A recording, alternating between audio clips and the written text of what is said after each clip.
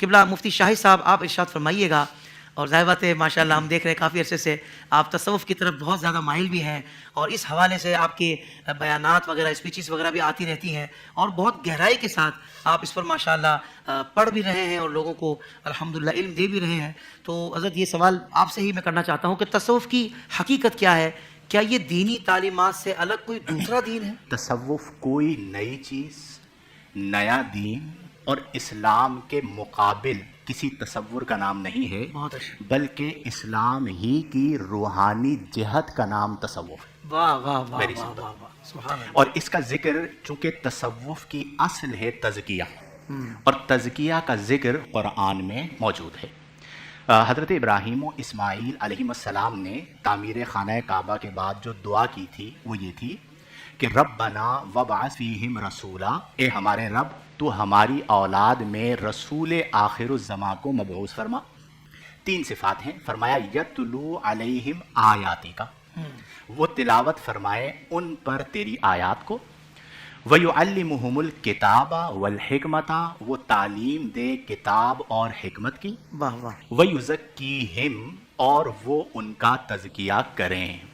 اب تھوڑی سی توجہ آپ بھی فرمائیے گا, ناظرین بھی اس بات کو سمجھیں کہ جو تلاوت ہے اس کا تعلق کس کے ساتھ ہے, تعلیم ہے اس کا تعلق کس کے ساتھ ہے, اور تزکیہ ہے تو اس کا تعلق کس کے ساتھ ہے. بالکل صحیح. مثال کے طور پر تلاوت کا تعلق الفاظ کے ساتھ ہے. بالکل ٹھیک ہے. آپ قاری صاحب کو بلاتے ہیں تو قاری صاحب الفاظ قرآن کی تلاوت کرتے ہیں. اگر وہ آئیں اور الفاظ کے معنی کو پڑھ دیں تو اسے تلاوت نہیں کہا جاتا. اس کا مطلب یہ ہوا کہ تلاوت جب بھی ہوگی وہ الفاظ کی ہوگی, معنی کی نہیں ہوگی. بالکل صحیح. اسی طرح تعلیم علم و حکمت, اس کا تعلق عقل کے ساتھ ہے. جو معلم ہے اس کا عقل والا ہونا ضروری ہے. آپ مجنون کو کبھی بھی مسند تدریس پر نہیں بٹھائیں گے. صحیح. مجذوب کی میں بات نہیں کرتا کہ اسے بٹھائیں یا نہ بٹھائیں, وہ آپ کی مرضی ہے, کون بٹھائے کس کو بٹھائے. واہ واہ واہ. تیسری چیز فرمایا یزکیہم, وہ تزکیہ کریں. تو تزکیہ کا جو تعلق ہے وہ قلب کے ساتھ ہے. واہ واہ. تو اس کا مطلب یہ ہوا کہ تصوف تزکیہ کا نام ہے, اور آقا کریم کی بعثت مبارک تزکیہ کے لیے ہوئی تو صوفیہ نے وہی کام کیا جو نبی کریم نے فرمایا ہے. کیا کہنے ہیں. واہ تو واہ. تزکیہ قلب میں صوفیہ جو ہیں, اولیاء اللہ جو ہیں, وہ نبی کریم کے وارث ہیں. ایک بزرگ سے میری ملاقات ہوئی, کافی سال پہلے کی بات ہے. تو انہوں نے ایک بڑی پیاری بات کہی حافظ صاحب. انہوں نے فرمایا کہ یزکیہم, قرآن کا فیصلہ ہے. میں نے کہا جی بالکل قرآن کا فیصلہ ہے. تو کہا آج بھی تزکیہ مدینۃ المنورہ سے آقا کریم ہی فرما رہے ہیں. واہ واہ واہ, سبحان اللہ. آج بھی تزکیہ وہیں کیا سے بات ہو رہا ہے, واہ اور واہ. روئے زمین پر جو جہاں کہیں موجود ہے وہ اسی بارگاہ سے اپنا روحانی حصہ پاتا ہے اور اپنی ڈیوٹی سر انجام دیتا ہے. واہ واہ, سبحان تو اس کا مطلب یہ ہوا کہ تصوف جو ہے وہ تزکیہ ہے, اور تزکیہ کا ذکر قرآن میں موجود ہے, اور تزکیہ کا تعلق قلب کے ساتھ ہے. اب یہاں پر ایک اور جہت ہے. دیکھیں, ایک ہوتا ہے ظاہر انسان, جیسے آپ بیٹھے ہیں تو آپ کا ظاہر مجھے نظر آ رہا ہے. ایک ہوتا ہے مانوی انسان. صوفی جو بحث کرتا ہے وہ مانوی انسان سے کرتا ہے. اچھا. اور وہ یہ کہتا ہے کہ جو انسان مانوی بنتا ہے وہ 4 چیزوں سے بنتا ہے. یعنی 4 ایسی چیزیں ہیں جو اللہ نے انسان کے باطن میں رکھی ہیں, ظاہراً نظر نہیں آتی. پہلی چیز فرمایا عقل.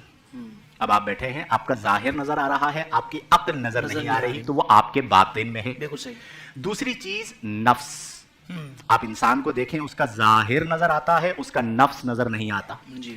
تیسری چیز قلب, یعنی دل, وہ اس کے باطن میں ہے, ظاہر نظر آتا ہے, دل نظر نہیں آتا.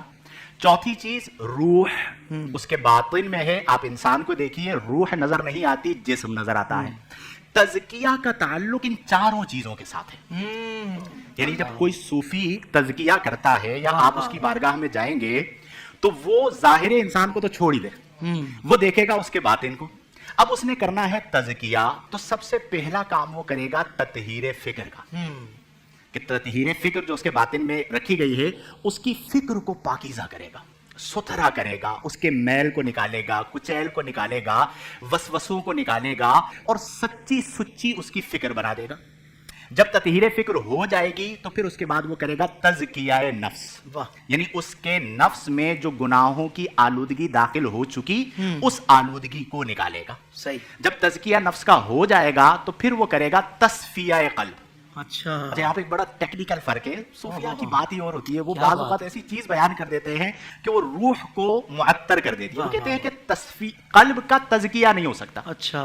وہ کہتے ہیں تزکیہ نفس کا ہوگا, واہ, قلب کا تصفیہ ہوگا. بہت اچھا. اور اس کی وجہ بیان فرماتے ہیں, کہتے ہیں دیکھیں ایک ہوتا ہے کپڑا, مثال کے طور پر یہ کپڑا ہے, اب یہ گندا ہو جائے تو اسے میل جو اس کے اندر داخل ہوئی ہے اسے نکالنے کے لیے اسے دھونا پڑے گا. اور اگر شیشے پر مثال کے طور پر یہاں پر گرد آ جائے تو اسے دھونا پڑے گا یا صاف کرنا پڑے گا. انہوں نے کہا نفس ایک ایسی چیز اللہ نے بنائی ہے کہ اس میں میل داخل ہو جاتا ہے. قلب اللہ نے ایک ایسی چیز بنائی ہے کہ جس میں صرف اللہ کا ذکر, اللہ کی محبت اور رسول اللہ کا ذکر اور رسول اللہ کی محبت ہی داخل ہو سکتی ہے اور کوئی چیز نہیں داخل ہو سکتی. تو اس پر جو تہ آتی ہے وہ اس کے اوپر آتی ہے. تو پہلے نفس کے اندر سے میل کو نکالے گا اور پھر جو تصفیہ قلب ہے کہ اس پر جو تہ جم چکی ہے اس تہ کو صاف کرے گا تو تصفیہ قلب ہو جائے گا. تو یہ بنیادی طور پر تصوف ہے, یہ ہمارے بزرگوں نے کام کیا. اور آج بھی میں آپ کو عرض کروں حافظ صاحب کہ ایسے لوگ ہیں, اگر ڈھونڈا جائے نا, اگر آپ کو کوئی نظر والا بزرگ مل جائے نا, وہ آپ کو بتائے گا کہ تصوف کیا ہے. وہ آپ کو بتائیں گے کہ باطن کو بدلا کیسے جاتا ہے. وہ ایک نگاہ ڈالیں گے اور دل کے سارے میل کو صاف کر دیں گے. یہ اللہ نے تاثیر ان کی نگاہوں میں عطا فرمائی ہے. تو لب لباب ما حاصل خلاصہ کلام یہ ہوا کہ تصوف کوئی نیا دین نہیں ہے. تصوف تزکیہ کا نام ہے. تزکیہ کا تعلق قلب کے ساتھ ہے. نبی کریم صلی اللہ علیہ وسلم تزکیہ قلب کے لیے تشریف لائے. آج بھی جو غلامان رسول ہیں وہ بیٹھے ہوئے مختلف جگہوں پر اپنی ڈیوٹیاں سر انجام دے رہے ہیں, تزکیہ کا کام کر رہے ہیں. جو ان کے پاس آ جائے اور وہ اس کا تزکیہ کریں, تو اگر خواجہ غریب نواز معین الدین چشتی اجمیری ہوں اور تزکیہ کریں تو امت کو قطب الدین بختیار کاکی ملتے ہیں. کیا بات ہے. خواجہ قطب الدین بختیار کاکی ہوں اور تزکیہ کریں تو امت کو بابا فرید رحمہ اللہ ملتے ہیں. بابا صاحب رحمۃ اللہ علیہ ہوں, تزکیہ کریں تو امت کو نظام الدین اولیاء ملتے ہیں. نظام پاک رحمہ اللہ ہوں, تزکیہ کریں تو امت کو امیر خسرو ملتے ہیں. یہ وہ ساری چیزیں ہیں جن کا تعلق باطن کے ساتھ ہے. واہ واہ واہ, سبحان اللہ سبحان اللہ. زندگی کے تمام شعبوں میں دینی رہنمائی حاصل کرنے اور آخرت کو بہتر کرنے کے لیے ہمارے YouTube channel Islamic digital studio کو سبسکرائب کر لیں اور بیل آئیکن بھی پریس کر لیں. قرآن سے بھی ملاتا ہے ہمارا